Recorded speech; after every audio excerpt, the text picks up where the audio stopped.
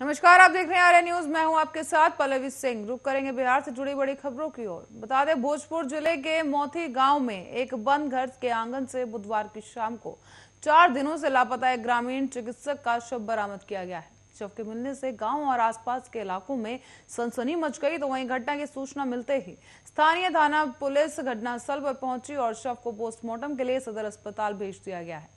इस घटना के बाद से ही पुलिस मामले की छानबीन में जुट गई है। तो वहीं मिली जानकारी के अनुसार मृतक था वो मोती गांव निवासी बैजनाथ राम है और पेशे से ग्रामीण चिकित्सक था। तो वहीं उधर उसके भाई शेखर सुमन ने हत्या कर शव को फेंके जाने की आशंका जताई है। और बताते चलें कि 29 अगस्त की शाम को पैदल ही घर से निकल गया था ये शख्स और इसके बाद देर शाम तक जब वो घर नहीं लौटा और काफी खोजबीन की गई लेकिन कुछ पता नहीं चल पाया। इसी बीच बुधवार की शाम को जब गांव के बाद कुछ बच्चे खेलने के लिए पहुंचे और एक बंद घर के पास अमरूद के पेड़ पर चढ़कर जब अमरूद तोड़ रहे थे, तभी बंद घर के आंगन में उन्होंने शव को पड़ा देखा। इसके बाद बच्चों ने इसकी सूचना अपने परिजनों को दी। सूचना मिलते ही मृतक के परिजन घटनास्थल पर पहुंचे, जिसके बाद उन्होंने इसकी सूचना स्थानीय पुलिस को दी।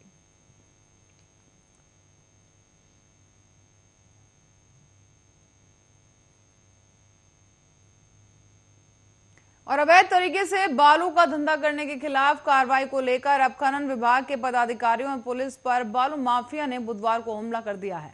बता दें, बालू माफिया और उनके गुर्गों ने खनन अधिकारियों और पुलिस बल के जवानों को दौड़ा दौड़ा कर पीटा, साथ ही उनके वाहन को भी क्षतिग्रस्त कर दिया गया। इस घटना के बाद बांका के प्रशासनिक महकमे में हड़कंप मच गया है। खनन विभाग की टीम विभागीय पदाधिकारियों और सुरक्षा बलों के साथ बुधवार को नियमित गश्त पर निकली थी और इसी दौरान भागलपुर और हंसडीहा मुख्य सड़क मार्ग पर पुंसिया बाजार के निकट बाराहाट रजौन थाने की सीमा पर टीम ने एक बालू लदे ट्रक को पकड़ लिया, जिसके बाद मिली सूचना के आधार पर टीम बालू के अवैध धंधे की तह तक जाने के लिए बाराहाट प्रखंड के मिर्जापुर गांव की ओर बढ़ी। इसी दौरान एक बालू लोड ट्रक उसी रास्ते से गुजर रहा था और उसे खनन विभाग की टीम की भनक लग गई, जिसके बाद खनन विभाग की टीम को देखते ही चालक ट्रैक्टर को सड़क किनारे रोककर भागने लगा। तो वहीं पहले से खड़े हुए बालू तस्करों ने खनन पदाधिकारियों और सुरक्षा बलों को देखकर उनकी गाड़ी रोककर उलझ गए और इसी दौरान बड़ी संख्या में अन्य बालू के धंधेबाज भी वहां पहुंच गए और उन्होंने खनन विभाग के अधिकारी और सुरक्षा कर्मियों पर हमला शुरू कर दिया। पहले तो उन्होंने उनके साथ दुर्व्यवहार किया और फिर साथ मारपीट शुरू कर दी।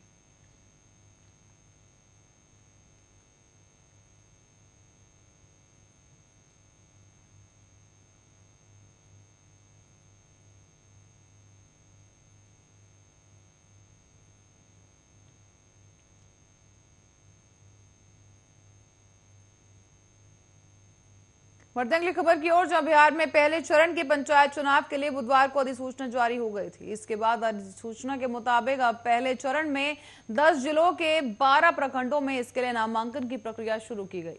बुधवार को सभी संबंधित जिलों के जिलाधिकारी समेत जिला निर्वाचन पदाधिकारी पंचायत द्वारा चुनाव को लेकर सूचना प्रकाशन किया गया था।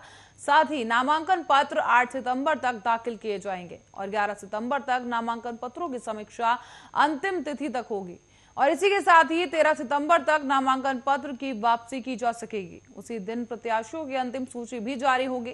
साथ ही उनको प्रतीक चिन्ह जो है आवंटित किया जाएगा और इस चरण का मतदान 24 सितंबर को होगा। पहले चरण में रोहतास जिले के दावत और संझौली प्रखंड में, कैमूर के कुदरा प्रखंड, गया के बेलागंज और खिजरसराय प्रखंड, नवादा के गोविंदपुर प्रखंड, औरंगाबाद के औरंगाबाद प्रखंड, जहानाबाद के काको प्रखंड और अरवल के सोनभद्र बंशी सूर्यपुर प्रखंड और मंगेर के तारापुर प्रखंड, जुमई के सिकंदरा प्रखंड और बांका के धौरिया प्रखंड में चुनाव होगा।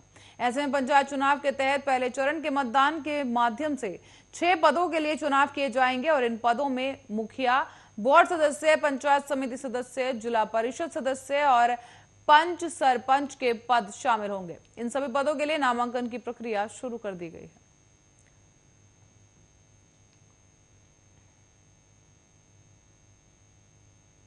और बिहार के स्वास्थ्य विभाग ने 5 सितंबर को शिक्षक दिवस तक सभी शिक्षकों का कोरोना के खिलाफ टीकाकरण करने की योजना बनाई है।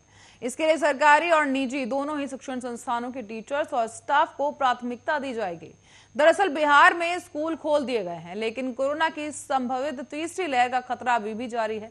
ऐसे में स्कूल आने वाले बच्चों की सुरक्षा को लेकर विशेष तैयारियां की जा रही हैं।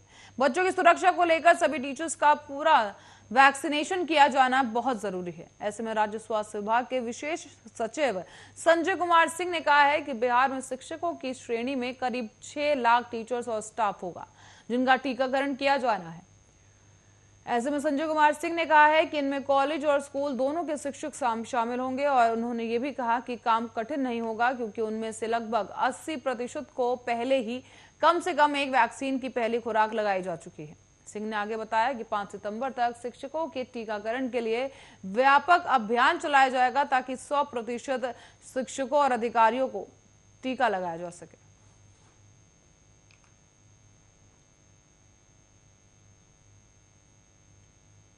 और इसके साथ ही आपको बता दें कि राजधानी पटना में प्रेम प्रसंग को लेकर एक लड़की को लेकर एक युवक फरार हो गया है। गांव के लोग इस घटना को अब लव जिहाद से जोड़कर देख रहे हैं, तो वहीं लड़की के घर वालों का कहना है कि मोहम्मद शमशेर नाम के एक लड़के ने शादी की नियत में बेटी का अपहरण कर लिया है। पूरा मामला पटना के नौबतपुर थाना क्षेत्र के आदमपुर पिपलवा गांव से जुड़ा है, जहां थाने में मामला दर्ज होने के बाद अब नौबतपुर की पुलिस इस पूरे मामले की छानबीन में जुटी है।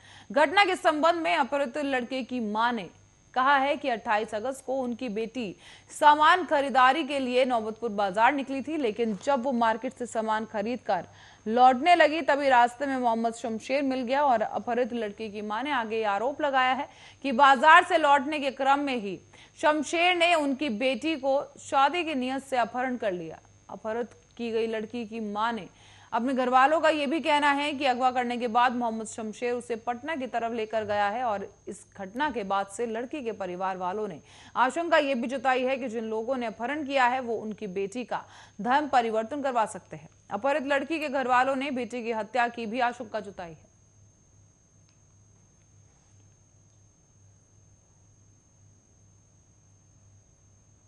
और बिहार में आर्थिक अपराध शाखा ने गुरुवार को निलंबित किए गए एक डीएसपी तनवीर अहमद की कई संपत्तियों पर छापेमारी की। अहमद को पटना जिले की पाली सब डिवीजन में तैनात किया गया था और EOWU अधिकारियों ने दावा किया है कि उसे रेत माफियाओं के साथ घनिष्ठ संबंध मौजूद थे और ऐसे में आर्थिक अपराध शाखा के एक अधिकारी ने नाम न छपाने की शर्त पर बताया है कि मानना है कि बिहार में आय से अधिक संपत्ति अर्जित की गई है।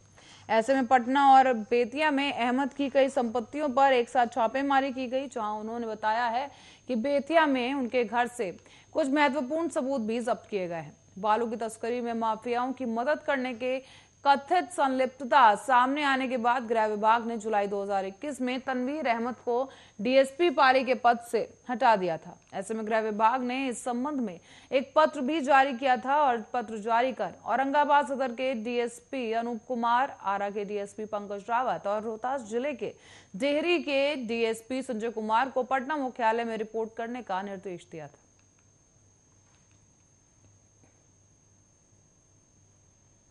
तो वहीं बिहार में भारतीय जनता पार्टी के प्रदेश अध्यक्ष की यानी संजय जायसवाल की तबीयत खराब हो गई है। बता दें बीजेपी के प्रदेश अध्यक्ष जायसवाल को पटना के एम्स अस्पताल में एडमिट करवाया गया है।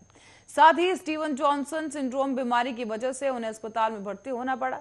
बीजेपी के प्रदेश अध्यक्ष संजय जायसवाल ने इसकी जानकारी खुद फेसबुक पर लाइव आकर दी है।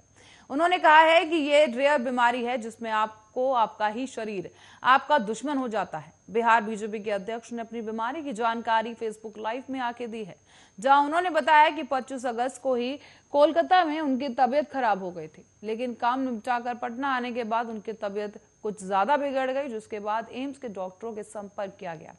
जांच करने के बाद पता चला है कि वो स्टीवन जॉनसन सिंड्रोम नाम की एक बीमारी से ग्रसित हैं, जो कि एक रेयर किस्म की बीमारी होती है। उन्होंने बताया कि इस बीमारी को पकड़ना काफी मुश्किल होता है, लेकिन यहाँ के डॉक्टरों ने दूसरे ही दिन इस बीमारी के बारे में पता लगा लिया। हालांकि फेसबुक लाइव के दौरान संजय जायसवाल ने बताया है कि इस बीमारी के दौरान शरीर के चमड़े पर असर पड़ता है। आपका शरीर ही आपके खिलाफ काम करने लगता है।